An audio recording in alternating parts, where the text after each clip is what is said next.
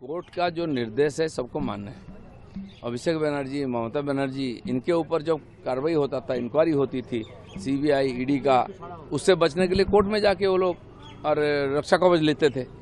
आज उसी कोर्ट ने जब सहयोग करने के लिए बुला रही है, कार्रवाई चल रही है, उसमें क्यों विरोध कर रहे हैं?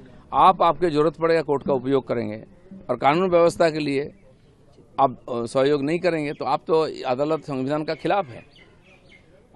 आज लाक्सको जी का जो इंडस्ट्री है वो इनॉग्रेट होने जा रहा है डानकुनी में।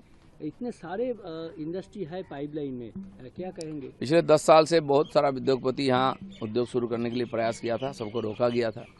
जबरदस्ती सिंडिकेट राज, जमीन हड़प लिया गया था और मजबूर किया था उनको बंद करने के लिए। आज जैसे कि नया सरकार आया है, सबको मालूम है भाजपा कानून व्यवस्था भी ठीक किया है, उद्योगपति व्यवसायी सबको मदद करता है, सभी लोग काम शुरू करने आ रहे हैं। एक से एक उद्योग, एक से एक बड़ा कंपनी यहाँ आ रही है और धड़ा काम शुरू हो रहा है। आगे जो बनता वो भी शुरू हो जाएगा। पूर्व मुख्यमंत्री ममता बनर्जी ने कहा है कि अब मुझे चुप कराने के लिए आपको मुझे मारना पड़ेगा। इस हिसाब से ये सब सेंटिमेंटल बातें, सिंपैथी लेने की बात करना उनको मजा शोभा नहीं आता है। उनकी शासनकाल में जो घटनाएं हुई हैं, अमानवीय घटनाएं, मर्डर, खून, लोगों के साथ जबरदस्ती करना, सिंडिकेट चलाना, दिन रात महिलाओं के साथ बलात्कार, तो अब वो खामोश थी, कभी रास्ता में नहीं उतरी, कभी स्पॉट में गई नहीं। आज इस प्रकार घटना हो जाता है, हमारे मुख्यमंत्री खुद पहुंच जाते हैं, सरकार जाती है, सारे पुलिस जाते हैं और विपक्ष को भी हम नहीं रोका है कि जाओ, आपको लगता है कि लोगों से बात करना करो। आज इस प्रकार सेंटिमेंटल बात कर क्या फायदा? आपके पीछे 4 आदमी भी नहीं है।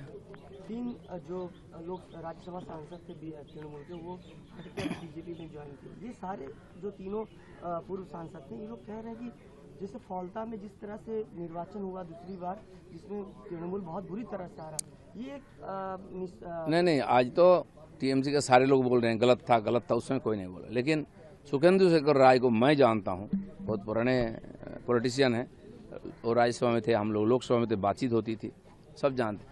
उन्होंने एकमात्र एक सीनियर लीडर जो आरजीकर का खिलाफ बोला, सरकार की नीति के खिलाफ, उनको पार्टी से सस्पेंड होना पड़ा है। कम से कम तो रीढ़ की हड्डी थी उनकी, उन्होंने विरोध किया है। और इसके पहले भी कई पार्टी के कई लोगों को हमने अपने पार्टी में शामिल किया है, टीएमसी के लोग भी आए, नेता बने। आज तो आज सरकार चलाना हमको, राज्यसभा में हमें मेजोरिटी चाहिए।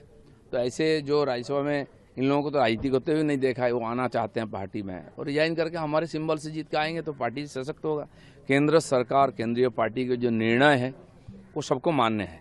उनके निर्देश पर हमारे माननीय प्रदेश अध्यक्ष जी ने और उनको पार्टी में शामिल करा। ये पार्टी की कर्म पद्धति के परंपरा में अंदर है, तो उसको लेके बहुत ज़्यादा हाईतवा करने की जरूरत नहीं है और पार्टी का निर्णय सबको मान के चलना।